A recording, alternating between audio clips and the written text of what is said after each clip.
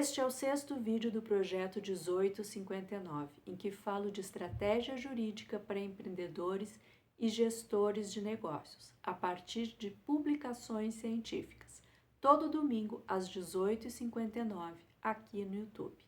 Eu sou Gisele Blankenstein, advogada, mestre em Direito, doutora em Ciências.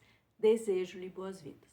E hoje eu trouxe 2 artigos que falam do mesmo cenário, porém com perspectivas diferentes.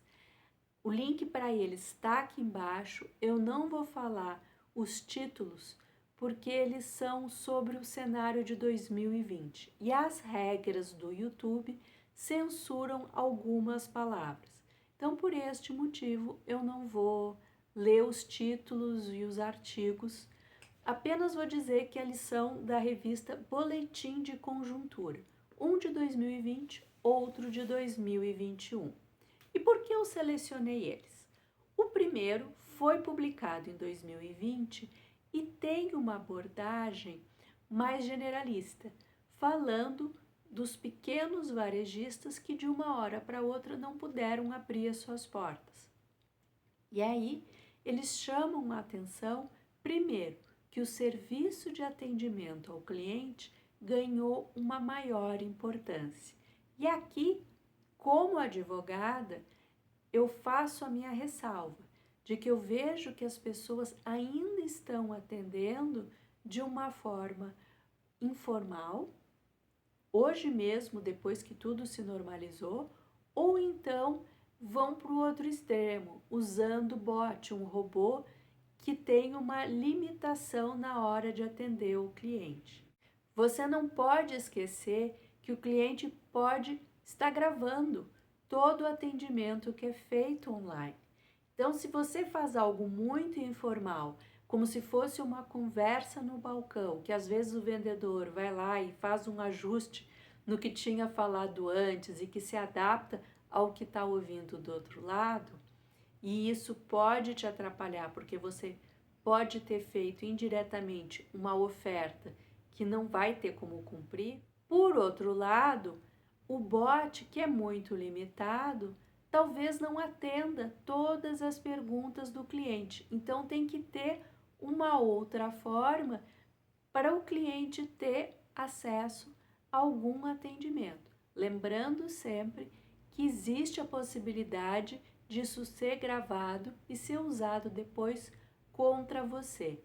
E eu não falo isso para você ficar com medo, mas para pensar numa outra alternativa que talvez você já tenha visto como cliente as empresas maiores fazerem e que, na verdade, ajuda bastante a diminuir o risco jurídico desse atendimento online, que é, num primeiro momento, ser informal, é claro que, lembrando que pode ser gravado, porém, quando o cliente diz, ok, vou comprar, aí você grava o contrato verbal entre vocês, ou seja, existe um script que todo vendedor, ao finalizar a venda, precisa ler.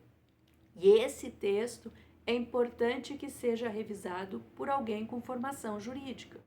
Eu já peguei empresa que investiu em equipe de marketing que fez um texto descolado na hora de atender, mas não se apurou se aquilo que estava sendo dito ali tinha embasamento nos contratos, nas negociações da empresa. Eles refletiam o que os vendedores falavam no dia a dia, mas os vendedores da loja já tinham alguns vícios que foram agora perpetuados ali na internet. E aí, quando deu um problema, que foram ver qual era a origem, há muitos anos já se prometia algo que, por sorte, não deu problema. Ou, quando dava problema, os vendedores conseguiam se ajustar ali no atendimento, no 1 a 1 da loja. E é claro que esse não é o mundo ideal. Ainda no primeiro artigo, eles falam de uma iniciativa que existiu dos grandes varejistas de permitirem com que os pequenos também pudessem vender através deles. e aí mostram algumas vantagens.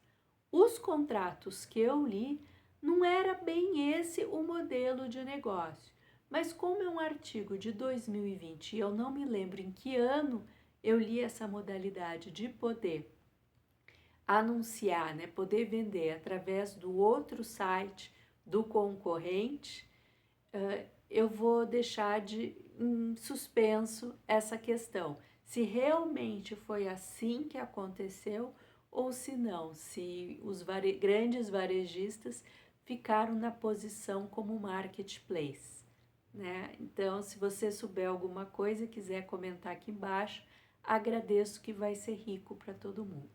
Já o segundo artigo, ele fala de um calçadista, um varejo calçadista específico, analisaram o faturamento dessa empresa durante o ano de 2020.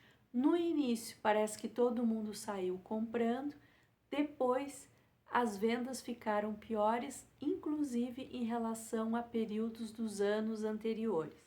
E essa era uma empresa que desde 2011 já tinha uma página no Facebook e quando os clientes entravam em contato, ali no 1 a 1, conseguia fazer algumas vendas.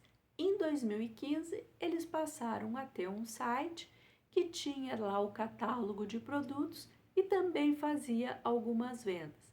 E desde 2015, eles chamaram a atenção de que um grande problema que eles tinham eram as greves dos Correios.